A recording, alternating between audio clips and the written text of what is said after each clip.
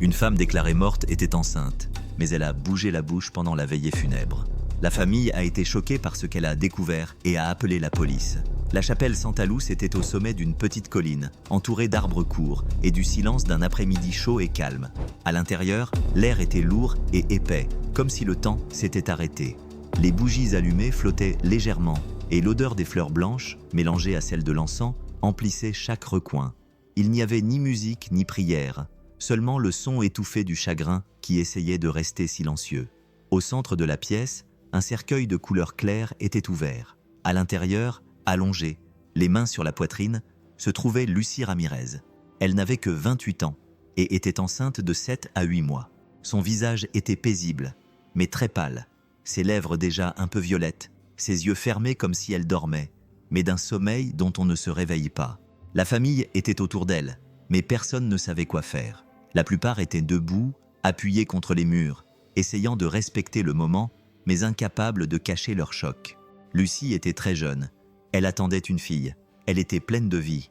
Tout s'est passé si vite. Elle s'est évanouie. La course à l'hôpital, le moniteur éteint, les médecins secouant la tête. Ils l'ont confirmé. Pas de battement cardiaque, pas de réaction.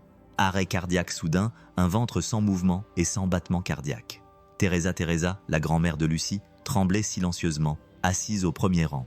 Le chapelet glissait entre ses doigts fins, ses yeux gonflés, à force d'avoir tant pleuré. Elle avait élevé Lucie seule depuis qu'elle était petite. Elle était plus qu'une petite fille. Elle était une fille, une amie, une compagne. Maintenant, tout cela semblait être un rêve. On aurait dit qu'elle allait ouvrir les yeux à tout moment et dire « Oh, rentrons à la maison, c'est effrayant ». Mais elle ne dit rien. De l'autre côté du cercueil se tenait Matthew, son fiancé, les mains enfoncées dans les poches de son pantalon, le regard fixé sur elle. Il ne pleurait pas, il ne parlait pas, il la regardait simplement, comme s'il attendait une réponse, un signe, n'importe quoi. Parfois, il secouait la tête lentement, comme s'il se disait « Non, ce n'est pas possible ». Le temps passait lentement, très lentement. La lumière du soir filtre à travers la fenêtre de la chapelle et effleurait le visage de Lucie, illuminant son ventre rond. Il était impossible de ne pas regarder ce ventre. Le bébé était toujours là, mais le silence en disait long. Une cousine éloignée murmura derrière elle « C'est tellement beau, on dirait qu'elle va être maman demain ». Une autre répondit « La vie ne pose pas de questions, elle prend juste ». Matthew s'agenouilla. Lentement, il posa sa main sur le ventre de Lucie, disposant ses doigts avec précaution, comme s'il avait peur de lui faire mal. Puis, d'une voix rauque, il murmura « Pardonne-moi, j'aurais dû revenir plus tôt, j'aurais dû rester avec toi ». Il ravala ses larmes, il essaya, mais il n'y parvint pas. Ses épaules tremblaient. Des larmes tombèrent directement sur la robe bleu clair que Lucie portait. C'était la robe qu'elle avait choisie pour quitter l'hôpital avec sa fille dans les bras. Maintenant, c'était la robe des adieux. Les quelques amis qui étaient venus du village restaient silencieux. Un prêtre debout près de l'Hug Hotel préparait ses derniers mots, mais il prenait son temps, peut-être par respect, peut-être parce qu'il ne savait pas quoi dire. Dehors, le ciel commençait à s'assombrir. Un vent froid soufflait par la porte ouverte de la chapelle, faisant vaciller davantage les bougies. Certaines s'éteignirent même. L'obscurité s'intensifia, mais personne ne bougea. À ce moment-là, c'était comme si le monde entier s'était arrêté pour pleurer avec cette famille, comme si la vie elle-même, en silence, demandait pardon d'avoir emporté sitôt quelqu'un qui avait encore tant à vivre. Matthew ne pouvait pas bouger de l'endroit où il se tenait. Il semblait collé au sol froid de la chapelle, juste devant le cercueil. Le monde autour de lui est devenu flou. Les voix douces de la famille, le bruit des chaises qui grinçaient, le vent qui frappait la porte en bois. Tout disparaissait, seule elle existait. Lucie et ce corps silencieux qui ressemblait à une statue de cire, clignant à peine des yeux. Il fixait son visage comme s'il essayait de graver chaque trait, chaque détail, de peur d'oublier, mais aussi en colère, souffrant d'une chose qui ne pouvait s'expliquer. « Comment as-tu pu me quitter comme ça ?» murmura-t-il si doucement que personne ne l'entendit. Ses doigts tremblaient. Sa main caressa doucement son visage, puis descendit lentement vers son ventre. Le ventre semblait encore vivant, si rond, si chaud. Peut-être était-ce juste son imagination, mais elle ne voulait pas lâcher prise. Elle ne voulait pas bouger de là. Il s'approcha, s'agenouilla à nouveau, approcha son visage de son ventre, la bouche tremblante, les yeux remplis de larmes, puis il parla d'une voix brisée. « Je suis désolé, Lucie. Je suis désolé de ne pas avoir été à la maison quand tout ça est arrivé. J'étais pris par mon boulot. Je pensais avoir le temps, pouvoir tout arranger. Puis il déglutit, mais sa gorge l'en empêchait. La boule ne voulait pas passer. J'aurais dû t'écouter quand tu disais que tu te sentais étourdi, que tu avais peur. J'aurais dû tout annuler et me précipiter à la maison. La paume de sa main resta fermement posée sur son ventre, comme s'il voulait le protéger ou le ramener. Je t'aime tellement, tellement. Et maintenant je ne sais pas où mettre tout cet amour. Tout le corps de Matthew tremblait, mais il ne pleurait pas bruyamment. C'était un pleur caché, le pleur d'un homme qui essayait de le retenir, mais il sortait silencieusement, sur les côtés de son visage, sur son menton, sur ses vêtements. Il détourna le visage et posa son front sur le ventre de Lucie. Et il resta comme ça, comme si le temps s'était arrêté, comme s'il attendait un miracle. Ou peut-être voulait-il juste faire semblant un instant de plus que rien de tout cela n'était vrai.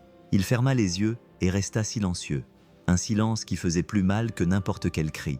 L'horloge de la chapelle indiquait presque 18 heures. La lumière du soleil filtrait faiblement à travers les vitraux, peignant le sol de nuances de jaune. L'atmosphère était lourde. Près du cercueil, une femme aux cheveux tirés en arrière en un chignon désordonné s'approcha lentement. C'était Carmen, la tante de Lucie du côté de son père. Elle était vêtue de noir de la tête aux pieds et serrait un mouchoir blanc entre ses doigts. Elle avait toujours été discrète, du genre à observer tout avant de parler. Elle s'approcha, prit une profonde inspiration et regarda attentivement Lucie. Son regard se déplaça lentement de ses yeux fermés vers ses mains. Elle fronça les sourcils, serra les lèvres et, avec le bout du mouchoir, toucha doucement la main gauche de Lucie, puis sa droite, puis à nouveau sa gauche. Elle fit ça environ 3 fois. Elle s'arrêta et regarda autour d'elle. « Les amis », dit-elle doucement, mais assez fort pour que 3 ou 4 personnes l'entendent. « Quelqu'un d'autre a-t-il remarqué cela ?» Personne ne répondit. Elle sembla hésiter. Il semble qu'une de ses mains soit plus chaude que l'autre. L'un des cousins, assis juste derrière elle, leva les yeux et répondit sans trop réfléchir. « C'est ton imagination, ma tante. Dans des moments comme celui-ci, ton esprit voit ce qu'il veut voir. » Carmen n'insista pas, mais elle ne partit pas non plus. Elle regarda à nouveau, toucha l'intérieur de son poignet, comme si elle prenait la température d'un enfant. Elle regarda Matthew, qui était toujours à genoux, les yeux fermés, le front posé sur le ventre de sa femme. Elle pensa à l'appeler, mais elle n'osa pas. « Je te jure que ça semble différent, » murmura-t-elle pour elle-même. « Cette main est chaude, ou ne devrait pas l'être, n'est-ce pas ?» Teresa, assise juste derrière elle, leva la tête avec effort. « Carmen, » dit-elle d'une voix tremblante, « ne commence pas, ma fille, nous ne pouvons plus supporter cela. C'est la douleur, elle brouille tout. Nous voyons des miracles là où il n'y a que de la tristesse. » Carmen secoua lentement la tête, serra le mouchoir entre ses doigts, fit 2 pas en arrière, continua à regarder pendant quelques minutes, puis garda tout cela pour elle. Oui, ça devait être ça. Le prêtre retourna à l'autel, ajusta son étola et se prépara à commencer la dernière prière. La famille se leva avec difficulté, les yeux rougis, les mains tremblantes, les pieds lourds. Il était temps de dire au revoir. Personne ne parla plus des mains. Personne ne voulait remettre en question la douloureuse réalité. Parce que parfois, croire que c'est fini fait moins mal que d'espérer. La chapelle devint encore plus silencieuse lorsque le prêtre dit, d'une voix fatiguée, qu'il était temps de terminer. La famille s'approcha lentement, un par un. Chaque membre de la famille dit au revoir en touchant doucement le bois, en envoyant un baiser dans les airs, en murmurant une prière. Les bougies étaient à moitié consumées, l'odeur des fleurs devenait forte. La nuit tombait dehors, et le vent apportait un froid étrange qui s'engouffrait par les fissures des fenêtres. Matthew ne voulait pas bouger. Il restait à genoux, les mains jointes à celles de Lucie, le visage pressé contre son ventre. Mais lorsque 2 employés des pompes funèbres s'approchèrent, gants noirs et tissu blanc à la main, il se leva lentement, les yeux rougis, le souffle court, et passa sa main sur son visage pour essayer de se calmer. Il se tint à côté du cercueil, incapable de dire quoi que ce soit. Il se contenta de le fixer du regard. On aurait dit qu'il suppliait désespérément que ce ne soit pas vrai. L'un des employés fit signe. Ils allaient fermer le cercueil. Teresa murmura, les yeux fermés. « Va avec Dieu, ma fille. » Le premier grincement du couvercle lorsqu'il s'est déplacé a résonné dans la chapelle. C'est alors qu'un son faible et sourd s'est fait entendre. Mais ce n'était pas le bois, ce n'était pas le vent, ce n'était pas une chaise, c'était un son humain, un petit gémissement comme un soupir coincé dans la gorge. « Qu'est-ce que c'était ?» demanda quelqu'un, la voix déjà tremblante. Une cousine se couvrit la bouche de la main. Un oncle trébucha en arrière. L'employé cessa de fermer le couvercle. Il regarda autour de lui avec effroi. Un autre gémissement, un peu plus fort. « Mon Dieu !» s'écria Carmen. Ça venait du cercueil. Un cri retentit dans la chapelle. Un autre. Quelqu'un tomba lourdement sur le sol. C'était une jeune nièce qui s'était évanouie immédiatement. Matthew fit un pas en avant, le cœur battant dans sa gorge, le souffle coupe. Il regarda le cercueil sans comprendre, mais le gémissement revint. Cette fois, bien sûr, il venait de l'intérieur. Lucie hurla et courut. « Ouvrez, ouvrez maintenant !» Elle repoussa les ouvriers. D'un geste rapide, elle retira le tissu blanc du couvercle. Ses mains tremblaient, mais elle tira de toutes ses forces. Le couvercle heurta le mur, puis ses yeux bougèrent. Ils ne s'ouvrirent pas complètement, mais ils tremblaient. Ses paupières bougèrent, le bout de ses cils frémit. Sa poitrine se souleva de manière presque imperceptible, mais elle se souleva. Un filet d'air s'échappa de sa bouche entr'ouverte. « Elle est vivante !» murmura Matthew comme s'il n'arrivait pas à y croire, puis il cria « Elle est vivante! Lucie est vivante !» La chapelle était en plein chaos. Les gens criaient et couraient, certains pleuraient, d'autres priaient. Le prêtre laissa tomber le livre par terre. Carmen s'agenouilla en tremblant. Teresa posa sa main sur sa poitrine, les yeux grands ouverts. Matthew se pencha sur le corps de Lucie. Il toucha son visage avec ses deux mains. La chaleur était revenue. La couleur, bien que faible, était là. « Reste avec moi, s'il te plaît, mon amour. Reste avec moi, dit-il à travers ses larmes. Elle ne répondit pas. Elle respirait juste avec difficulté, très lentement. Si on y prêtait attention, sa poitrine se soulevait lentement, comme si chaque respiration lui demandait beaucoup d'efforts. Ses yeux bougeaient, mais restaient fermés, ses doigts immobiles. « Que quelqu'un appelle une ambulance !» cria quelqu'un à l'extérieur. La route de terre fut bientôt remplie de gens. Un voisin courut prévenir la pharmacie. Un autre descendit la colline en courant et en criant pour avertir les autres. En quelques minutes, tout le village semblait être au courant. La jeune fille enceinte se réveilla pendant la veillée funèbre. Personne ne pouvait y croire. C'était un miracle, une erreur, une punition ou une bénédiction. Les pompes funèbres ont tout de suite fait de la place. Ils ont enlevé les bancs du centre et déplacé les chaises. Un vieux matelas a été posé sur le sol de la chapelle pour allonger Lucie pendant qu'ils attendaient l'ambulance. Matthew lui a tenu la main tout le temps. « Tiens bon, encore un petit peu, mon amour. Tout va bien se passer, pour toi et notre petite fille. » Oui. Ses yeux étaient rouges, gonflés, mais déterminés. Mélange de désespoir et de foi. Il n'a pas lâché sa main un seul instant. « Elle respire ?» répétait-il. « Elle respire. » Une infirmière à la retraite qui habitait à proximité est arrivée en courant, encore vêtue de son tablier de cuisine. Elle s'est penchée et a pris le pouls de Lucie. « Elle a un pouls, il est faible, mais il est là, » dit-elle en essayant de rester calme. « Et le bébé ?» demanda Matthew, la voix brisée. « Est-ce qu'il pourrait encore être en vie lui aussi ?» La femme regarda le gros ventre, posa sa main dessus, ferma les yeux et essaya de sentir quelque chose. « Je ne sais pas, mon garçon. Si c'était un miracle pour elle, le bébé pourrait aussi réagir. Tant que ta femme a de la force, le bébé a une chance. Remettons-nous-en à Dieu et attendons que les médecins de l'hôpital se prononcent. » Dehors, le bruit de la sirène se rapprochait. Petit à petit, d'abord loin, puis de plus en plus près. Et finalement, le bruit de l'ambulance est arrivé à la porte de la chapelle. 2 ambulanciers se sont précipités dehors. L'un d'eux n'a même pas eu le temps de demander ce qui se passait. La scène parlait d'elle-même. Une femme présumée morte, allongée sur un matelas sur le sol de la chapelle, avec des gens qui pleuraient autour d'elle et un mari qui lui tenait la main comme si c'était la seule chose qui le retenait dans ce monde. Matthew se leva soudainement. « Elle est en vie. S'il vous plaît, aidez-la. Elle est enceinte, de 8 mois. » Les ambulanciers y réagirent rapidement. Moniteur, oxygène, civière. Ils se parlaient à voix basse pendant qu'ils préparaient Lucie à être emmenée. Sa respiration était faible. Sa tension artérielle était presque nulle.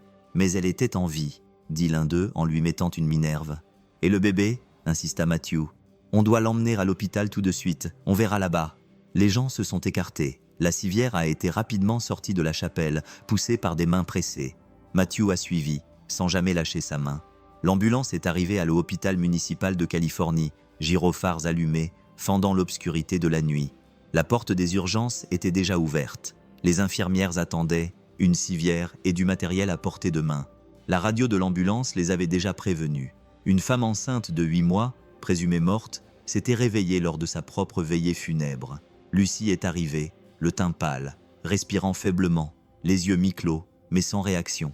Matthew est sorti avec elle, désespéré, portant un sac et sa foi suspendue à ses épaules. « S'il vous plaît, sauvez-la, Sauvez-les tous les deux. À l'intérieur des urgences, les médecins se sont dépêchés. Les moniteurs ont été allumés, les gants ont été enfilés à la hâte et les mots techniques ressemblaient à des codes secrets.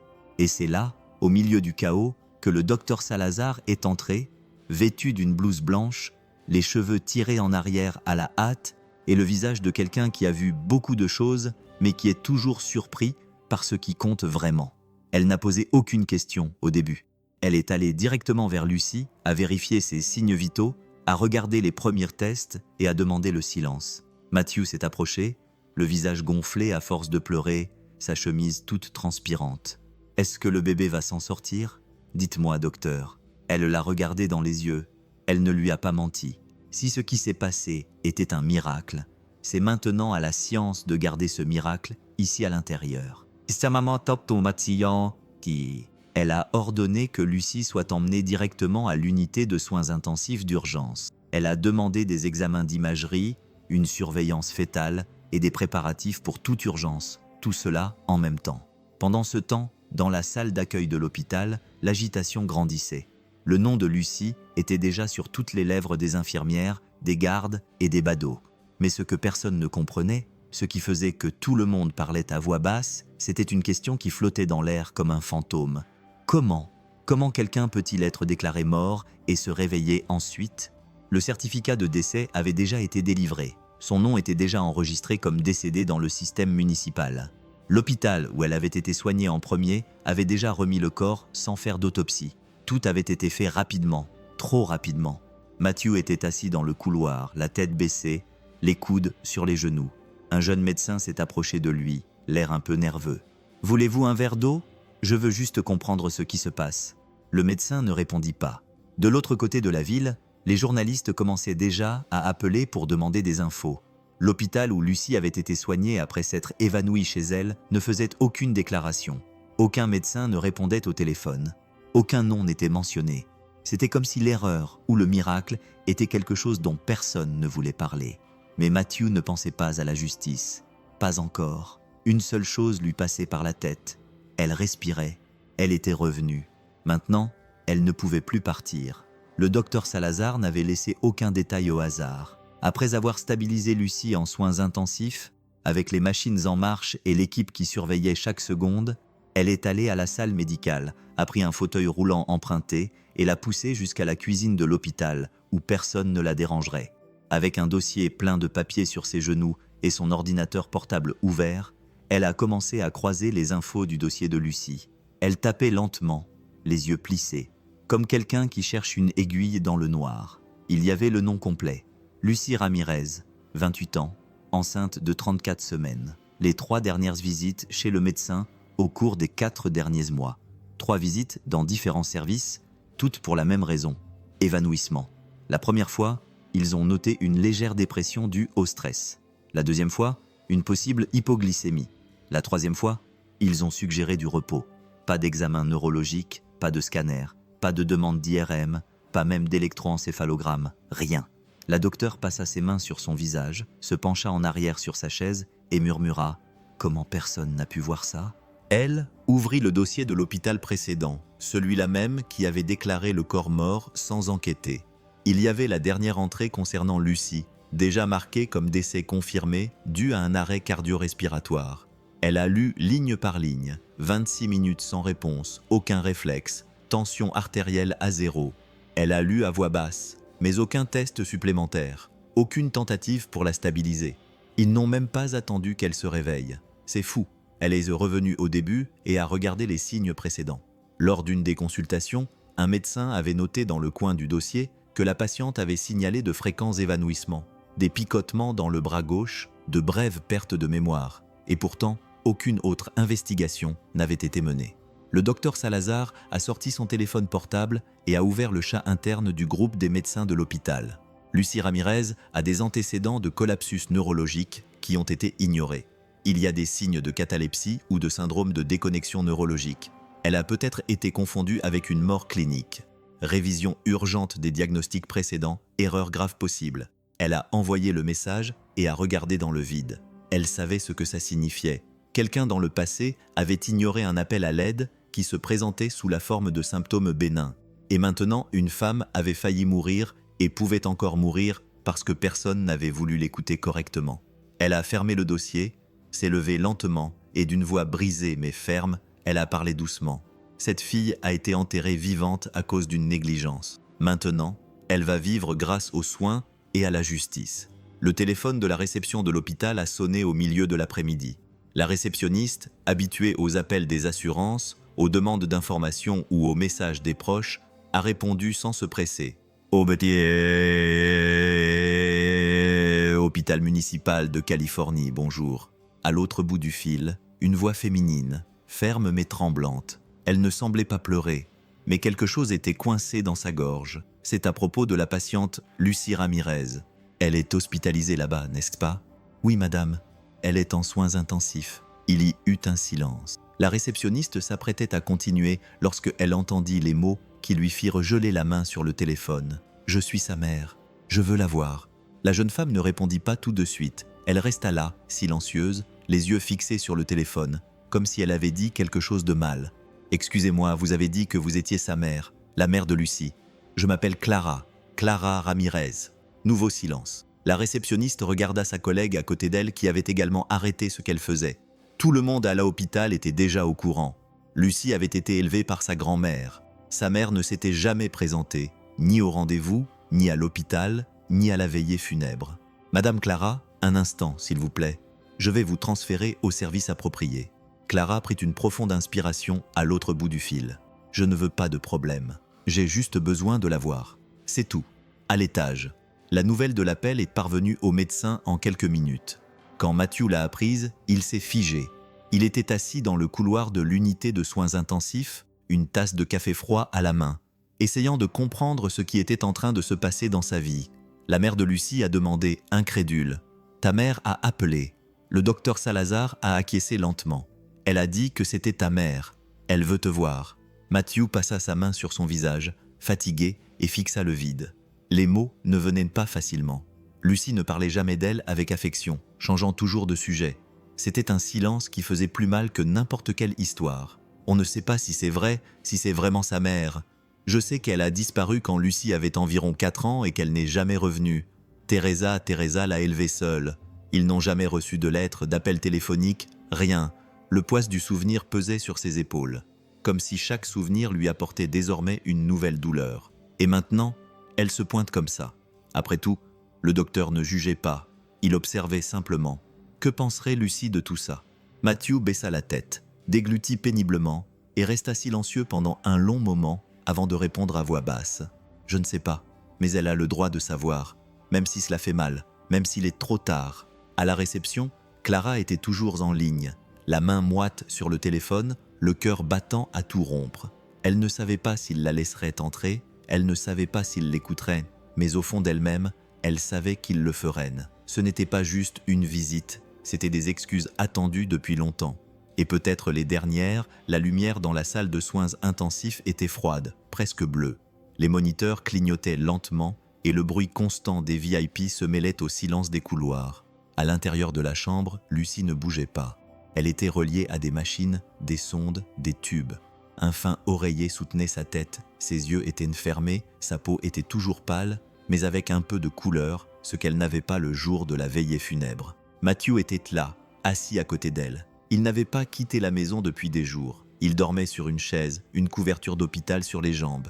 Il ne mangeait pas bien, il ne parlait presque à personne. Il restait juste assis là, à regarder le temps passer, attendant un signe. Sa main reposait sur celle de Lucie, et de temps en temps, il touchait son ventre avec précaution, comme si chaque mouvement était une demande, une prière sans mots. « Salut, petite », murmura-t-il doucement. « Je suis là. Oui, papa est là, et maman est là aussi. » Elle se repose juste un peu plus longtemps. Sa voix était douce, presque brisée. Il posa son visage sur son ventre comme il le faisait avant, quand tout n'était qu'un rêve, quand il planifiait la petite chambre, le prénom, les vêtements. On allait peindre le berceau en blanc, tu te souviens? Tu donnais des coups de pied chaque fois qu'on jouait de la musique. Ta maman disait que tu étais turbulente, que tu ne restais jamais en place. Et c'est à ce moment-là que ça s'est produit. Un coup de pied simple, petit, mais clair. Matthew recula, incrédule, fixant son ventre, puis un autre petit coup de pied, une poussée douce mais assez forte pour être ressentie. Le ventre de Lucie bougeait comme si quelqu'un à l'intérieur avait frappé à la porte de la vie. Elle a posé sa main dessus, a appuyé doucement, a attendu et l'a senti. « Tu es là ?» a-t-elle murmuré. Et la voix a parlé à nouveau. Ses yeux se sont remplis de larmes, mais ce n'était pas seulement de la tristesse, c'était quelque chose de plus grand, un mélange de soulagement, de miracle, d'amour de longue date. Elle posa son front sur son ventre, pleurant doucement, comme si elle ne voulait réveiller personne. « Merci mon Dieu, merci, elle est là. » Lucie, toujours dans le coma, ne répondit pas, mais une larme roula lentement sur l'une de ses paupières closes, seule, silencieuse, comme si, même dans son sommeil, elle aussi avait senti le coup de pied et essayait à sa manière de dire « Je suis toujours là ». Alors que la nuit tombait et que la routine de l'hôpital commençait à se calmer et que le ciel s'assombrissait derrière les fenêtres embuées, une femme entra par la porte principale d'un pas ferme mais mal assuré. Elle avait environ 50 ans, les cheveux attachés à la va-vite, vêtue de vêtements simples et avec une expression marquée par de nombreuses années d'absence. C'était Clara Ramirez, la mère que Lucie n'avait jamais vue grandir. Elle est arrivée avec un petit sac à la main et une lettre froissée dans sa poche. Elle s'est dirigée directement vers la réception, les yeux rougis mais la tête haute. « Je suis venue voir ma fille Lucie Ramirez. Elle est en soins intensifs. Je suis sa mère. » La réceptionniste la regardait attentivement. Ils avaient entendu parler de cette femme. Elle existait, mais elle avait disparu de la carte et maintenant, elle était là, demandant à entrer. « Un instant, s'il vous plaît. » La sécurité a été appelée. Appel de routine. Dans les cas sensibles, l'hôpital devait consulter l'équipe médicale et la famille avant de laisser entrer toute personne qui ne figurait pas sur la liste. Matthew fut prévenu à l'étage, assis à côté du lit de Lucie, sous la faible lumière. Quoi ? Il se leva immédiatement. « Elle est là. » L'infirmière acquiesça simplement. Elle dit qu'elle est la mère de Lucie. Matthew serra fort le poing. Il fit les 100 pas. Son cœur battait à tout rompre. Sa tête tournait. Elle n'a pas le droit de faire ça. Pas maintenant, pas sans la permission de Lucie. Il descendit les escaliers d'un pas lourd. Chaque marche lui semblait être un coup de poing dans la poitrine. Quand il arriva à la réception et vit Clara debout, lui tournant le dos, en train d'attendre, il s'arrêta un instant. C'était comme voir un fantôme que personne ne voulait revoir. Elle se retourna lentement, sentant son regard. Le temps était évident dans ses yeux et la culpabilité pesait sur ses épaules. Indomptable. « Êtes-vous Matthew ?» dit-elle doucement. Il se tenait à environ 2 mètres d'elle. Il ne s'approcha pas d'elle, il ne cria pas, mais il parla fermement. « Vous êtes parti, vous l'avez abandonné. Et maintenant, que voulez-vous » Elle prit une profonde inspiration. Sa voix tremblait. « Je veux juste voir ma fille. » Maintenant, après plus de 20 ans, après avoir laissé Teresa l'élever seule, après ne pas avoir envoyé une seule lettre, les yeux de Matthew brûlaient. « Et maintenant qu'elle est entre la vie et la mort, tu te pointes. » Clara baissa les yeux. La honte était évidente sur son visage. « Je suis pas venue pour demander quoi que ce soit. J'ai juste appris ce qui s'était passé. Ils m'ont dit qu'elle s'était réveillée à la veillée funèbre, qu'elle avait failli mourir. Elle a essayé de continuer, mais sa voix s'est brisée. Je l'ai appris et j'avais besoin de la voir, même si ce n'était que pour 1 minute. » Matthew secoua la tête en essayant de ne pas pleurer. « Lucie a passé toute sa vie à poser des questions sur toi, et un jour elle a arrêté parce qu'elle a compris que tu ne viendrais pas. » Clara pleura silencieusement, bougeant juste les lèvres. « J'ai eu tort. Je sais que j'ai échoué, mais c'est toujours ma fille. »« Non, » répondit Matthew. « C'est celle de Teresa. Elle est à moi. C'est la petite fille dans ton ventre, mais elle est à toi. Je ne sais plus. » Il regarda la réceptionniste avec les yeux remplis de larmes. Elle ne montra pas. Pas aujourd'hui. Clara ne discuta pas, elle ne cria pas. Elle baissa simplement la tête et recula de 2 pas. Elle jeta un dernier regard vers l'ascenseur, comme si elle essayait de voir quelqu'un qui ne pouvait être vu. Puis, à pas lents, elle sortit par la même porte par laquelle elle était entrée, seule, tout comme elle était entrée dans la vie de Lucie, et tout comme elle la quittait. Au milieu de cette routine pénible faite d'hôpital, de soins intensifs, d'examens et de prières, Matthew rentra seul chez lui pour une nuit. Il avait besoin de prendre un bain chaud, de mettre des vêtements propres, d'essayer de dormir quelques heures, mais ce qu'il voulait le plus, c'était se sentir proche de Lucie. Une fois de plus, il entra dans leur chambre sans allumer toutes les lumières. Il resta debout dans l'embrasure de la porte pendant quelques secondes, à regarder. Le lit en désordre, la lampe de travers, les vêtements de maternité jetés sur la chaise. Tout sentait encore son odeur. Il est allé vers le placard, a tiré le tiroir où se trouvaient ses chemises de nuit et ses sous-vêtements. Il devait séparer certaines affaires pour les ramener à l'hôpital. Lorsqu'il a attrapé une pile de chemisiers pliés, quelque chose est tombé. C'était un petit carnet recouvert d'un tissu à fleurs avec un bouton cousu à l'extrémité comme un fermoir. Un journal intime était caché au fond du tiroir. Sous tout le reste, Matthew s'assit lentement sur le lit. Il ouvrit la première page avec précaution. C'était l'écriture de Lucie, régulière mais très courbée. La date remontait à plus de 10 ans. Il commença à lire et dès les premières lignes, son cœur se serra. « Ma maman m'a quitté quand j'avais 4 ans. Un jour, elle était à la maison, le lendemain, elle était partie. Personne ne m'a rien expliqué, ils ont juste dit qu'elle était partie. » Il tourna la page.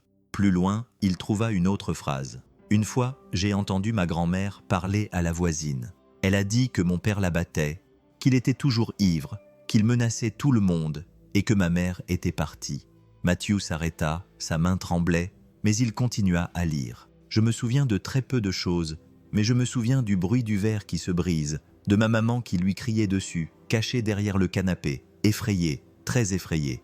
Je voulais aller avec elle. Je n'étais qu'une petite fille. Pourquoi m'a-t-elle abandonné ?» Il ferma les yeux, pressant le journal contre sa poitrine. Les pièces ont commencé à s'assembler. Le silence de Lucie, ses sauts bruyants, sa colère quand quelqu'un lui posait des questions sur sa mère. Lucie, les bruits forts, la colère quand quelqu'un lui posait des questions sur sa mère. Tout s'expliquait. Elle a relu l'article. « Ma grand-mère m'a élevé avec beaucoup d'amour, mais j'ai grandi avec ce vide. Je disais que je m'en fichais, mais je rêvais d'elle. J'imaginais ce qu'aurait été ma vie si elle m'avait emmené avec elle. Parfois, je pense qu'elle pense aussi à moi. » Matthew resta là, silencieux, les yeux remplis de larmes, le cœur brisé, et il comprit. Clara n'était pas partie parce qu'elle était une lâche. Elle était partie pour survivre, peut-être par désespoir, peut-être par peur de voir sa fille grandir en souffrant de la même chose.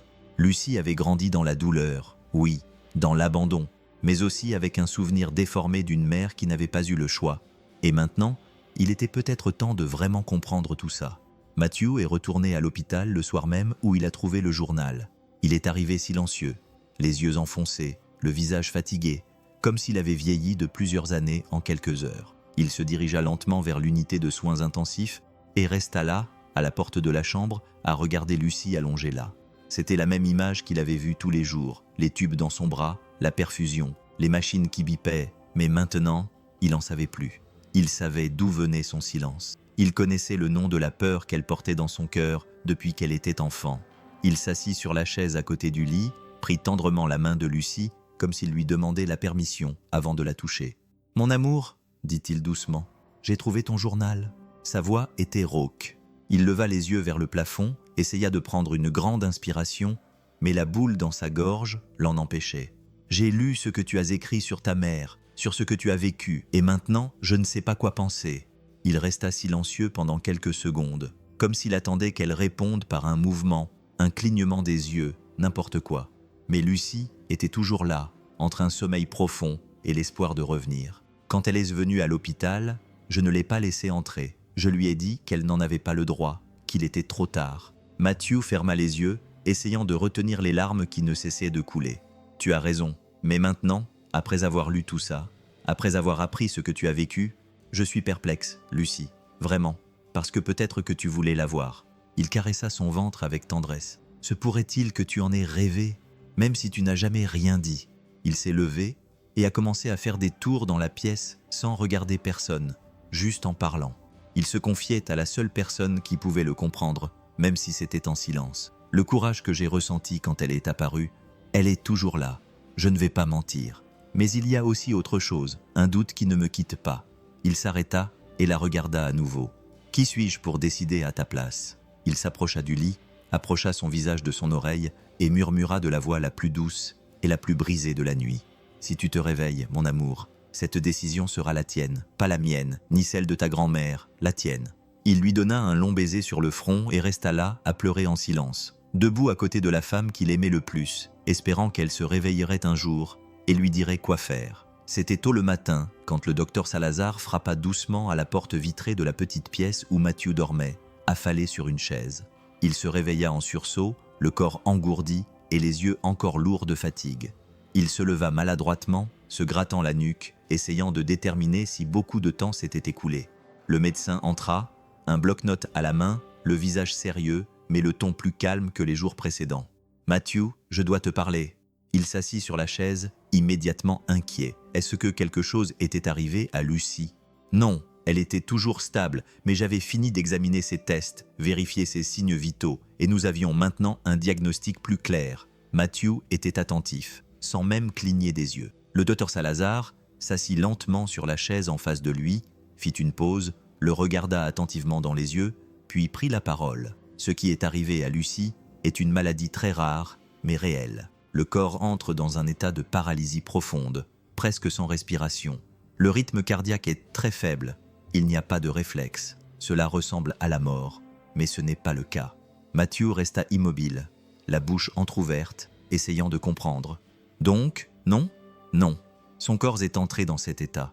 C'est pourquoi les médecins du premier hôpital ont pensé qu'elle était morte, mais elle était en vie. Faible? Oui, presque à la limite, mais en vie. Il passait ses mains sur son visage. Un soupir de soulagement mêlé d'indignation. Et personne n'a vu ça. Ils auraient dû le voir. C'est bizarre, mais il y a un protocole pour ces cas. Lucy avait des antécédents d'évanouissement, de symptômes neurologiques. Ils avaient vérifié plus attentivement. S'ils avaient de fait un électrocardiogramme, des tests plus spécifiques, ils ne l'auraient jamais déclarée morte. Matthew se tut, fixant le sol. Il respirait plus fort, la voix étranglée. Elle a donc été enterrée vivante. Le docteur Salazar acquiesça lentement. Oui, mon Dieu, elle a eu de la chance et elle a été forte. Et vous avez eu la foi. Mais oui, c'était une grave erreur. Une erreur qui a failli lui coûter la vie, à elle et au bébé.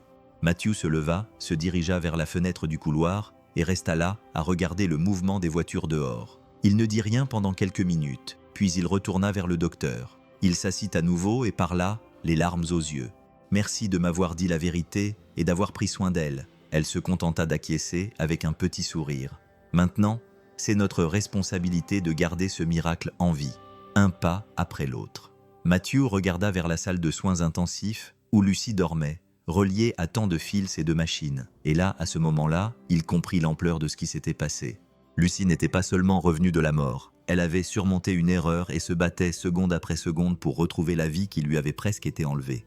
C'était censé être un secret, c'était censé être sensible, mais ce qui était arrivé à Lucy était trop important pour être passé sous silence, et quelqu'un n'a pas pu garder ça pour lui. Par un après-midi nuageux dans le même hôpital, un jeune infirmier qui était arrivé pour prendre son service à l'heure du café a vu du mouvement dans l'unité de soins intensifs. Il a entendu des chuchotements, des bribes de conversation.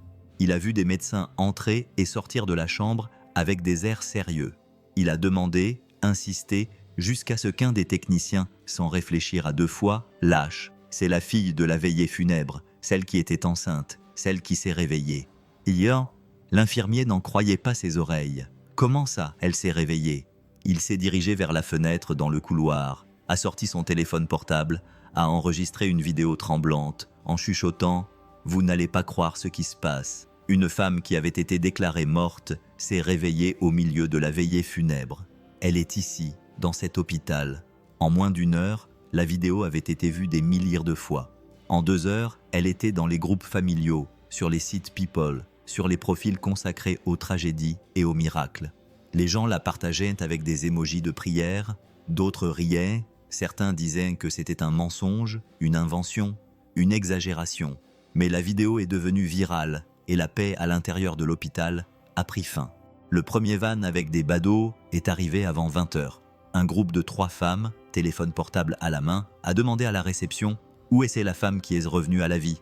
Puis d'autres journalistes sont arrivés avec des micros cachés, des influenceurs ont fait des émissions en direct devant le bâtiment. Des gens ont essayé d'entrer et de sortir. La police a été appelée et l'entrée de l'unité de soins intensifs a été bouclée. Les employés devaient porter un badge d'identification même pour aller aux toilettes et à l'intérieur, au milieu de tout cela, se trouvait une famille qui essayait de respirer. Teresa a découvert la nouvelle sur son propre téléphone portable. Un voisin lui a envoyé le lien vers la vidéo avec un message disant « C'est ta petite fille, n'est-ce pas ?» Elle n'arrivait pas à y croire. Avec difficulté, elle a appuyé sur le bouton et a vu l'image, le couloir de l'hôpital, la voix de l'infirmière, le nom de sa petite fille dans les commentaires, les visages, les montages, les surnoms, la femme enceinte décédée, la femme miracle, la nouvelle Lazare. Teresa s'est levée lentement, le cœur battant, et a appelé Matthew. Il est venu en courant. Ils font un cirque autour de ma petite fille, a-t-elle dit en tenant le téléphone portable d'une main tremblante. Matthew a attrapé le téléphone portable. Quand il a vu, il lui a serré la main fort. « Je vais trouver qui a fait ça. Et ça changera quoi ?» répondit-elle, les yeux remplis de larmes. « C'est déjà sur Internet. Ils se sont déjà moqués d'elle. Ils ont déjà parlé d'elle comme si elle était un jouet, comme si nous n'étions pas des êtres humains. » Elle prit une profonde inspiration, s'assit sur la chaise de la salle d'attente et pleura doucement. Elle se couvrit le visage de ses mains. « Ma petite fille a failli être enterrée vivante, et maintenant, elle est partout sur Internet. Ce n'est pas juste, ce n'est pas juste. » Matthew s'agenouilla devant elle et lui prit les mains. « Je te promets qu'on la protégera, même si le monde entier veut la regarder. On fermera cette porte de l'intérieur. » Mais à l'intérieur, il le ressentait aussi. Quelque chose avait changé. Cette histoire appartenait désormais à tout le monde. Et même si c'était cruel, il n'y avait pas de retour en arrière possible. Matthew s'est réveillé tôt ce matin-là. Il avait dormi dans l'une des salles de service de l'hôpital sur un matelas de fortune posé à même le sol, recouvert d'un drap fin et d'une couverture empruntée à l'équipe des soins intensifs. Il était épuisé, mais son esprit ne le laissait pas se reposer. Il rêvait de Lucie, de sa fille, de tout ce qui pouvait mal tourner, et il se réveillait toujours avec la même question en tête. Et si elle n'avait pas respiré à temps?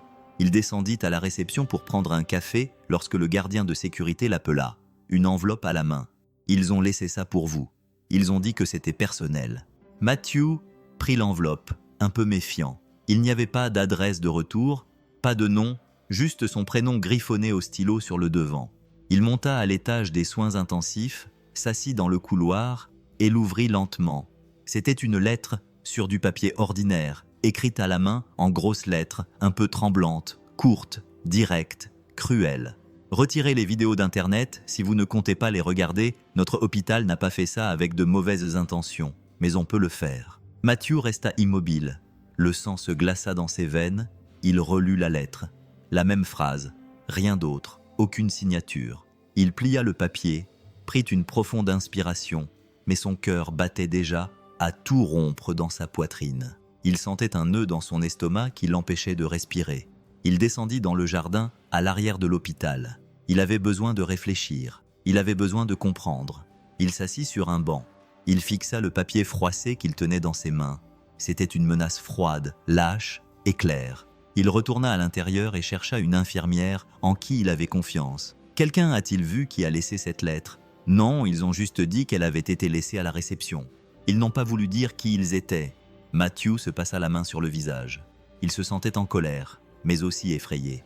Plus tard dans la journée, un médecin de l'équipe de Salazar s'approcha de lui à voix basse. « Matthew, nous avons reçu un rapport anonyme. Ils disent que l'hôpital où Lucie a été soignée en dernier a effacé son dossier. » Il la regarda, perplexe. « Comment ça, effacé?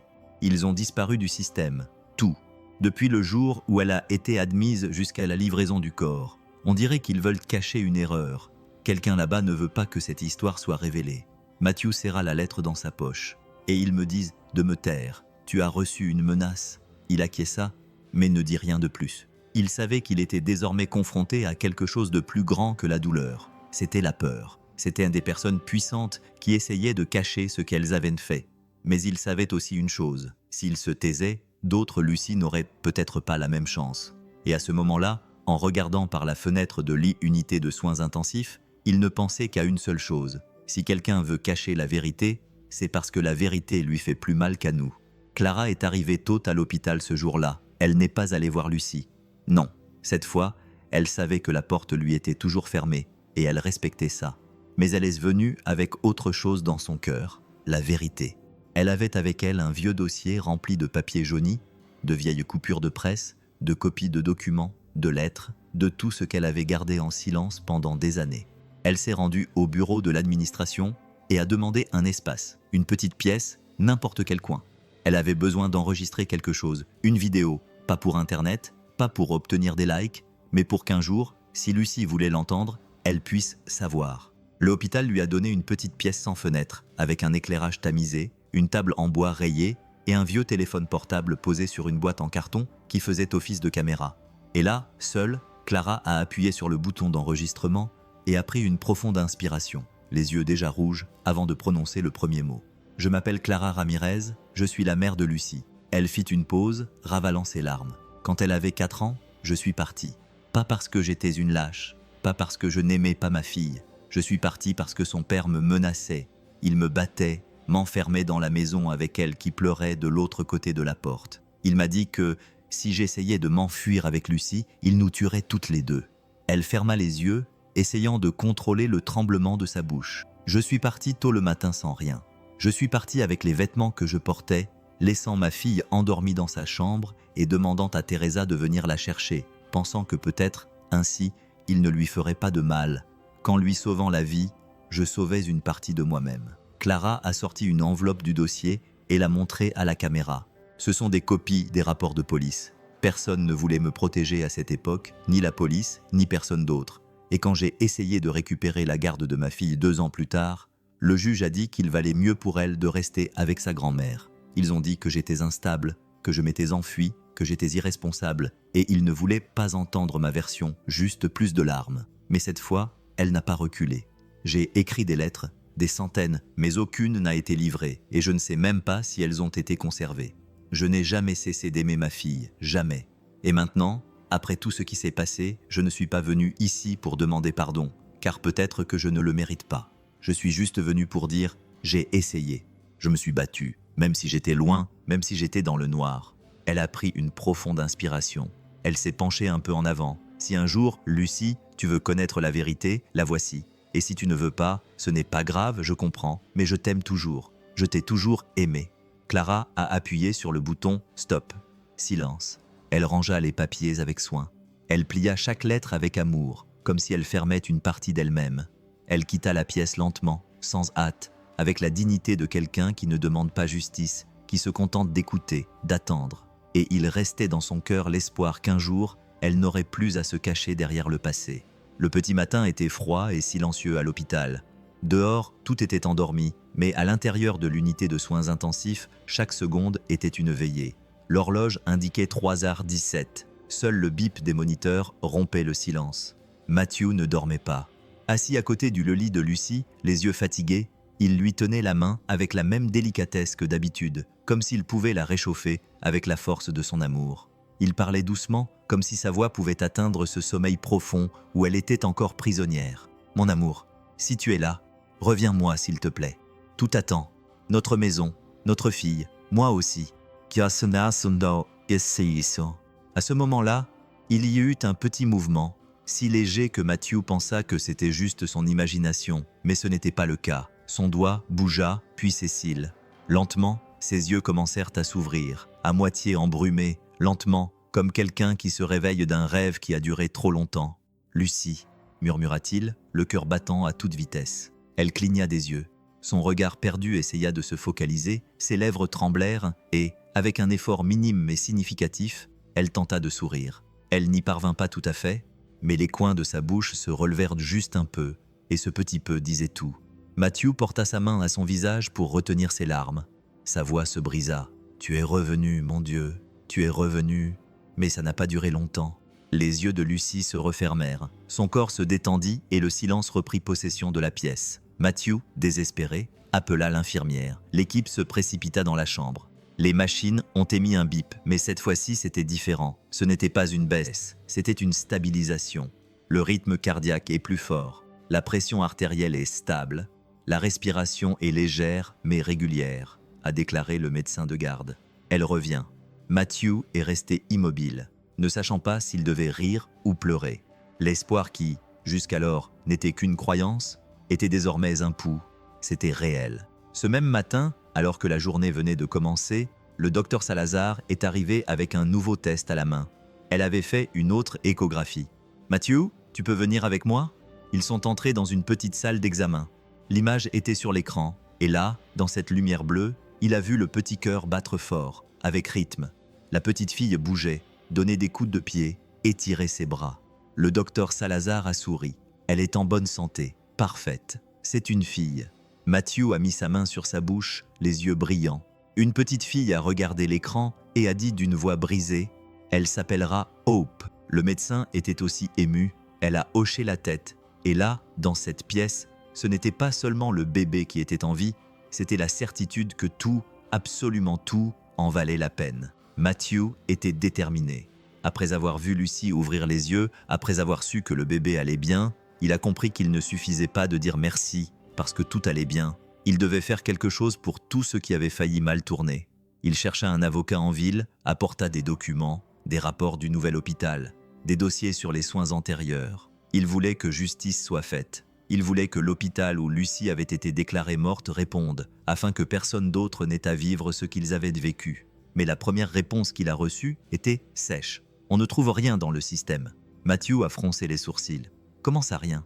Pas de dossier d'admission, pas de certificat, pas de formulaire de libération du corps, rien. Comme si elle n'avait jamais été là. Matthew a senti le sol se dérober sous ses pieds, sa tête tourner. Il savait que ce n'était pas une erreur. Ça avait été effacé. Quelqu'un avait nettoyé les fichiers, fait disparaître les preuves. Ils couvraient leur erreur. Ils essaient de le cacher, dit-il, la voix tremblante, comme si rien ne s'était passé. Il retourna à l'hôpital où Lucy était maintenant en convalescence. Il parla au docteur Salazar. Elle le confirma tristement. « Nous avons demandé les dossiers. Ils ont dit qu'ils avaient été perdus dans le système, mais cela n'arrive pas par accident. Ils protègent quelqu'un là-bas. » Matthew était rempli de rage, mais un autre sentiment suivit rapidement. La peur. Il savait que s'impliquer dans cette affaire était dangereux. Il avait déjà été menacé auparavant. Mais maintenant, avec Lucy en vie et sa fille à naître, il ne pouvait pas reculer. C'est alors que la presse est arrivée. D'abord un journaliste local, puis un reporter d'une chaîne plus importante, jusqu'à ce qu'un journaliste d'investigation, connu pour avoir révélé des affaires difficiles, arrive à l'hôpital avec une petite équipe et une voix ferme. « J'ai vu la vidéo, j'ai lu ce qui s'était passé et j'ai commencé à tirer sur le fil. » Matthew l'a accueilli avec méfiance, mais il a suffi que l'homme lui montre un dossier rempli de noms et de documents pour qu'il comprenne qu'il n'était pas là pour la gloire. Il ne s'agissait pas seulement de Lucy, a dit le journaliste. J'ai trouvé 2 autres cas similaires dans le même hôpital. Des décès déclarés à la hâte, des corps remis sans examen. L'un d'eux était un enfant. Matthew était sous le choc. Et pourquoi personne n'avait rien dit? Parce que personne n'avait survécu pour raconter l'histoire. Maintenant, le cas de Lucy a commencé à apparaître dans les journaux, d'abord comme un miracle, puis comme une accusation. L'histoire a touché le pays. Les groupes de défense des droits de l'homme ont réagi. La justice a été mise sous pression. Matthew, qui jusqu'à hier n'était qu'un mari désemparé, est devenu la voix de beaucoup.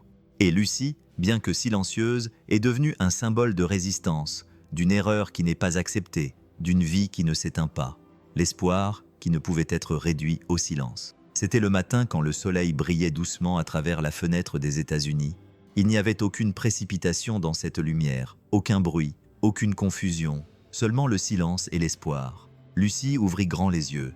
Cette fois, ce n'était pas une surprise, ce n'était pas un réflexe, c'était une présence. Elle était là, éveillée, entière, bien que toujours faible. Son visage était calme, sa respiration douce, ses doigts bougeant lentement sur le drap. Matthew, qui somnolait, la tête posée sur le bord du lit, se réveilla au son le plus simple du monde, le murmure de sa voix. Matthew sursauta. Il n'en croyait pas ses yeux. Lucy se pencha et lui toucha doucement le visage. « Chérie, tu es de retour. » Elle sourit. Un vrai sourire, petit, mais plein de vie. « Je suis là, » dit-elle d'une voix faible et rauque. Il pleura.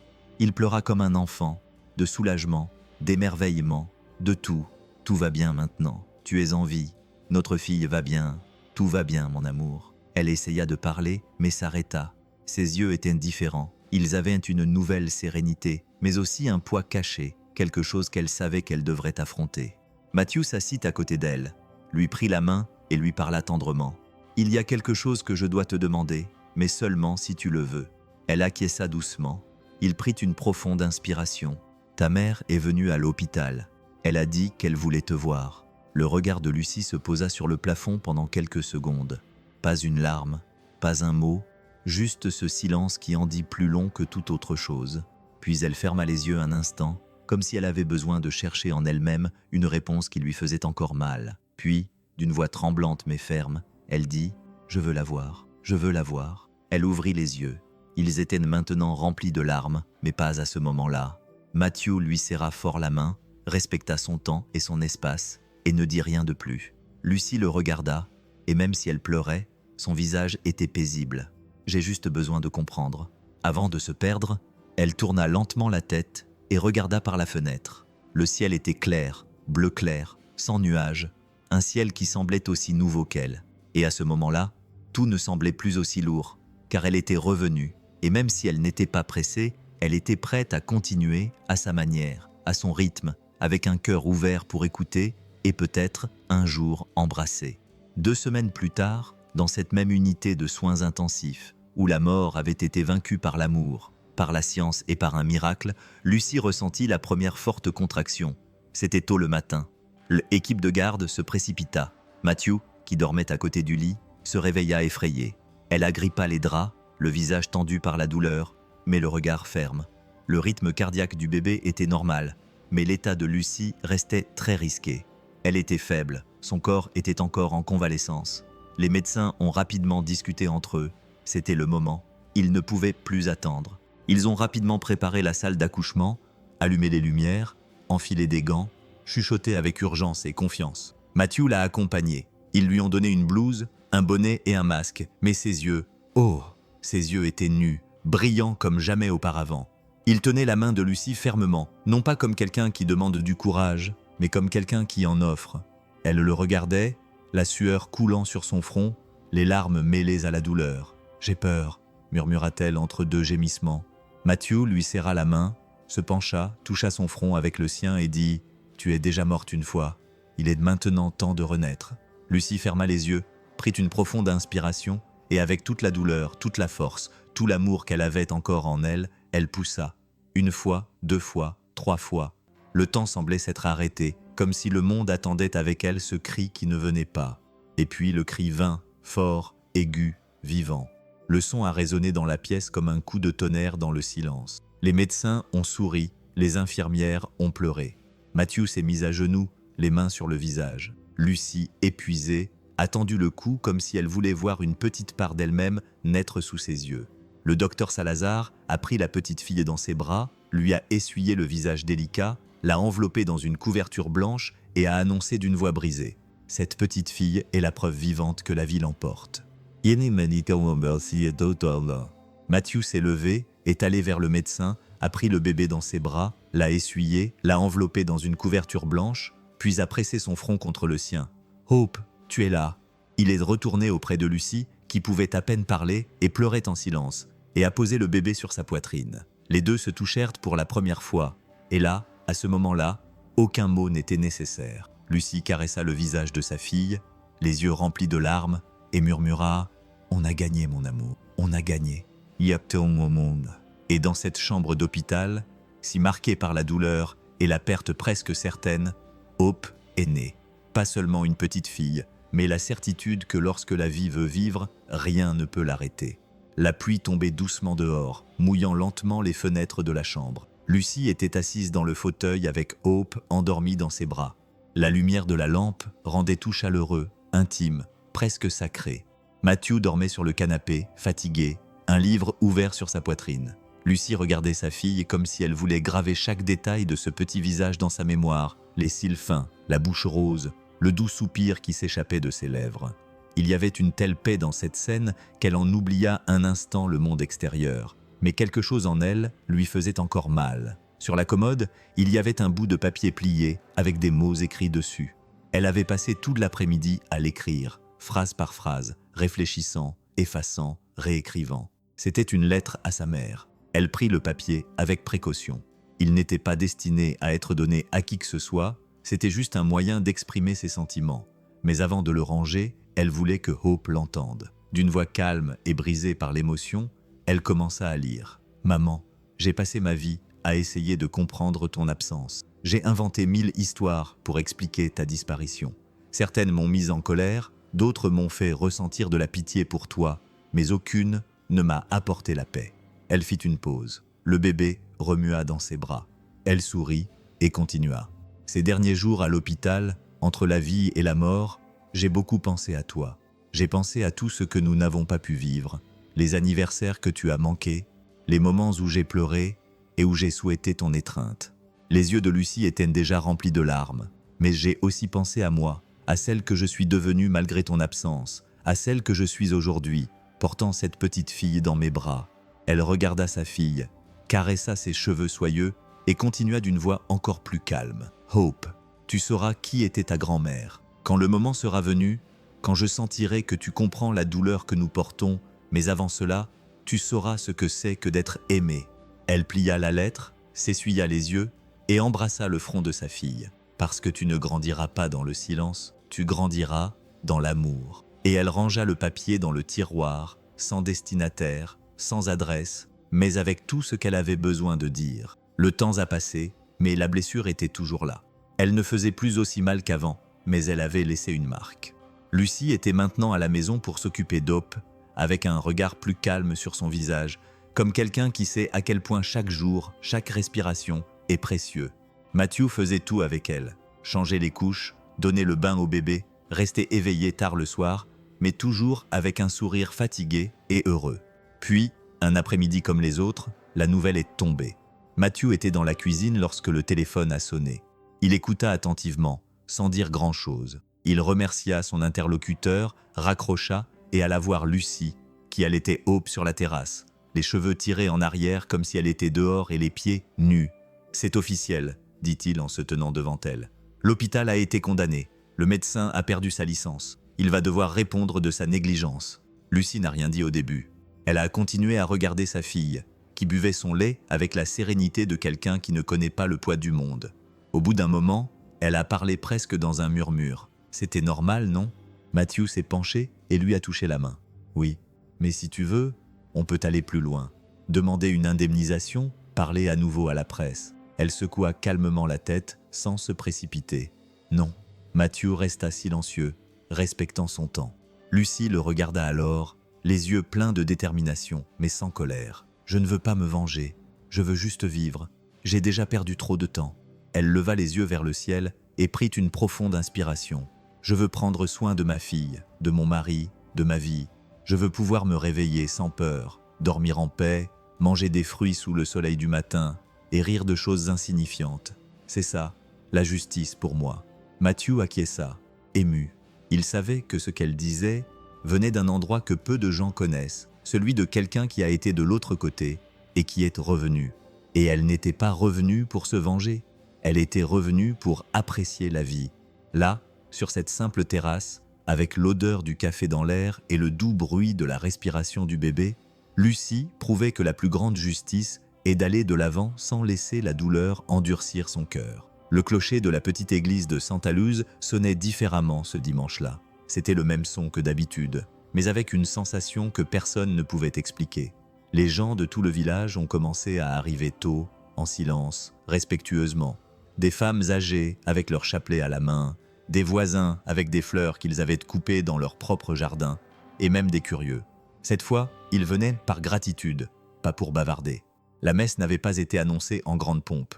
Il n'y avait ni affiche, ni invitation, mais tout le monde était au courant. C'était la messe pour la deuxième vie de Lucie. À l'intérieur, les bancs se remplissaient peu à peu. L'église était simple, avec ses murs blanchis à la chaux, son autel décoré de fleurs fraîches et ses bougies qui scintillaient dans le vent qui entrait par les fenêtres ouvertes. Le prêtre ajusta ses vêtements liturgiques de ses mains tremblantes. Il n'avait jamais célébré quelque chose d'aussi symbolique. Puis, les portes se sont ouvertes. Lucie est entrée. Elle portait une robe légère et fluide, ses cheveux étaient détachés, son regard était calme et elle tenait Hope, vêtue de blanc, dans ses bras. Elle dormait, inconsciente de l'importance du moment. Matthew se tenait à côté d'elle, stable, ému, la main posée sur leur dos.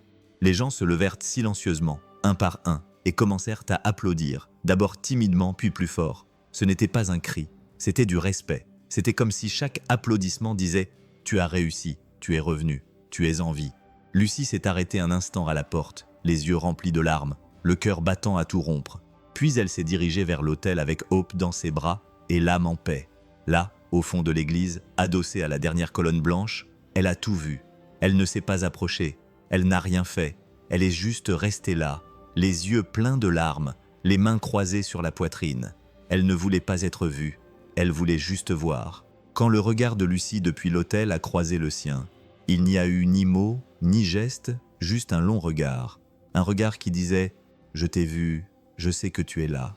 Clara a baissé la tête et a souri à travers ses larmes.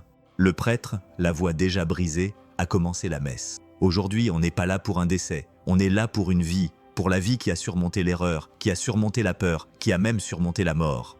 Et dans cette petite église où la foi vit dans les détails, une nouvelle histoire est née, pleine de pardon, de nouveaux départs et de belles silences. Parce que parfois, vivre est déjà le plus grand miracle que nous puissions célébrer. Et une mère et sa fille étaient sur le point d'être réunies pour rattraper le temps perdu. Et si c'était votre fille dans ce cercueil? Et si c'était vous qui vous teniez là, la main tremblante, ne sachant pas si c'était réel ou juste de l'espoir, auriez-vous le courage de l'ouvrir, d'aimer après tant de douleur? Cette histoire ne concerne pas seulement Lucie, elle concerne chacun d'entre nous.